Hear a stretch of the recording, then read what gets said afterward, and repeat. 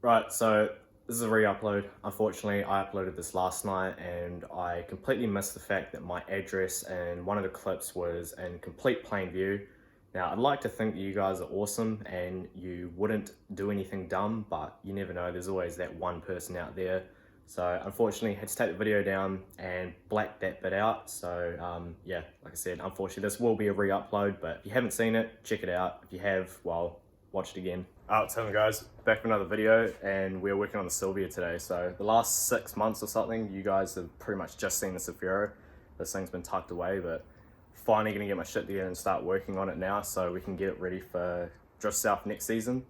So today, we're pulling out the RB20. As you know from when we pulled it out of the Safiro, it was pretty low in compression, so it needs to come out, get a rebuild. And other reason for pulling the motor out is that I want to start prepping the car for paint, and I want to paint the engine bay as well. So like I said, I wanted to get a origin lag kit, but unfortunately they ran out and they're not sure when they're going to be back in stock. So the kit that's on it, we're just going to be painting that, and yeah, hopefully it turns out good. So I went and picked up an engine crane off my uncle the other day, and I went and picked up this engine stand this morning. So I went with the better quality one that can handle more weight, just because these RVs are pretty heavy. So it's got the 2 braces out front instead of just usually the 1 single, and then it's got some supports in the back here, so should hold it good.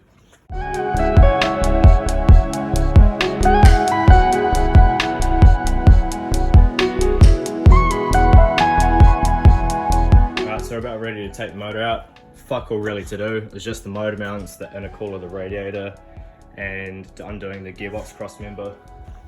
For those that haven't seen it, this is it. It's my uncle made. I made it, first time ever trying to weld, and then my uncle painted it the mean pink color.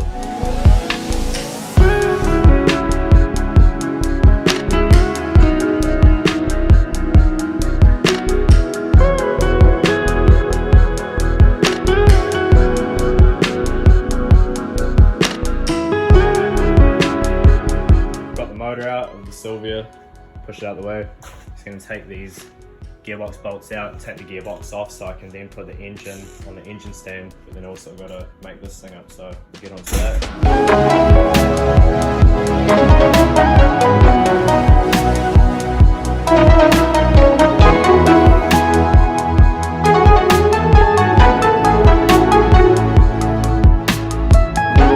So the engine stand's pretty much together. I'm just going to take the gearbox off, and the bit that attaches the stand to the motor, I'm going to put that nice and evenly where I want it on the back of the motor, so we can then just lift it up and slide this on. Alright, so we've got the gearbox off. Most of the clutch bolts are out, so it's time to take it off and see what it looks like inside. See if the clutch is still usable or not.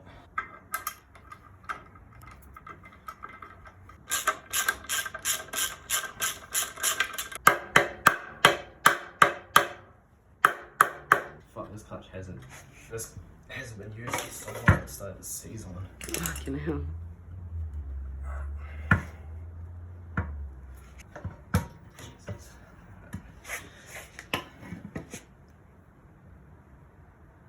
Fly was pretty cracked. Well, probably alright with the surface. You can see it's sort of had a little bit of heat in. Nothing crazy, like it's not like sort of rainbowy or anything. Still heaps of meat left on the clutch. Yeah. This looks like it's had a little bit more heat on it than the flywheel. You can see around here that it's sort of bluey. I don't know if the camera can pick it up or not, but yeah, this pressure plate, probably better to get a new one, so when we get one of those I might as well just get a new clutch disc, but that flywheel looks like it can just be resurfaced and then chucked back on. Alright, so it's about a week on now. We were finished up what you guys last saw was we got the motor out, got the engine stand together, and pretty much had to stop there unfortunately, because when I went to undo the flywheel bolts, I chucked a strong arm on the front of the crank pulley there, and hopefully to hold it, but as soon as I went to crack the first nut, the big bolt on the front actually came loose, which means that it actually wasn't tight enough to begin with. but easy enough to fix. I just got to put a bolt in, get a crowbar, wedge it into the teeth here, and get someone to hold it while I crack it. But sort of just ran out of time and motivation. And I've just got these bolts here to actually hold the motor onto the stand, because this is something that I completely overlooked when I wanted to do this whole situation. But even now, I've only got 3, so I need to get a 4th one on the corner there to be able to hold the motor up properly. So I had my mate Tyler help me out on the day. It was pretty cool. She's pretty into cars and she's trying to learn the ropes because she wants to get something herself, so that's pretty cool. So luckily on Thursday we go down to level 2, so stores and stuff will be opening back up, which is good because I need to get a few things. I need to go to Blacks and get another corner bolt for that, as I said, and I want to get a bunch of bins that I can put in the racking there and tidy up all that crap, because pulling this apart, I want to have like a dedicated shelf to be able to put all the parts and stuff on, just so I don't end up losing anything, because it'd be such a pain to get it all sorted, go to put it back together and have a bunch of parts missing, so really don't want to run into that issue. Starting to sort out a plan for painting the Sylvia as well. I've got a colour in mind. I want to paint it blue.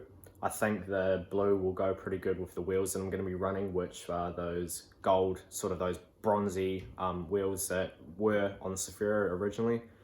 So yeah, I did want to get a full Origin Lab raceline kit. But unfortunately I messaged them a few weeks ago and unfortunately they're out and they're not too sure when they're going to be back in, and I don't want to be potentially waiting months. I want to start prepping the car for paint now and hopefully be able to paint it in sort of a month's time. And then yeah, rebuild the engine, hard and fast rebuild, real budget. Again, not the greatest way to do it, but it's not going to be making big power or anything, and if it blows, it blows. And then once that's done, I need to get all the angle mods sorted. Robbie's going to be doing extended LCAs, probably like 20 mil. It's going to cut my knuckles and I need to get some extended tie rod ends. He's also going to be relocating my rack forward to get rid of the steering bind that these things have at full lock, especially with added angle.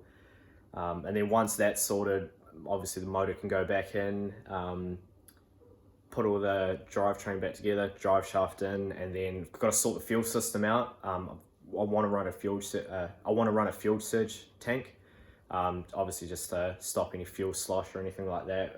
Fuel cutting when it going around a corner.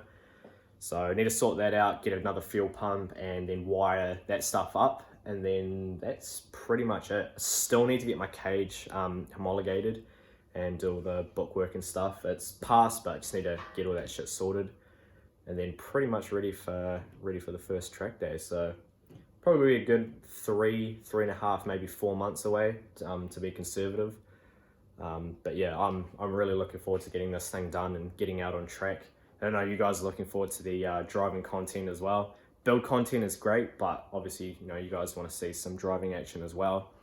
So yeah, cheers for watching this. Didn't get as much done as I wanted to, but still wanted to get a video out this week for you guys.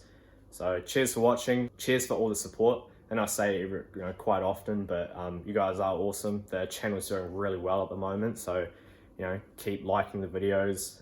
If you aren't subscribed, subscribe, and share them around. It all helps to build the channel, and yeah. So yeah, cheers for watching, and I'll catch you in the next one.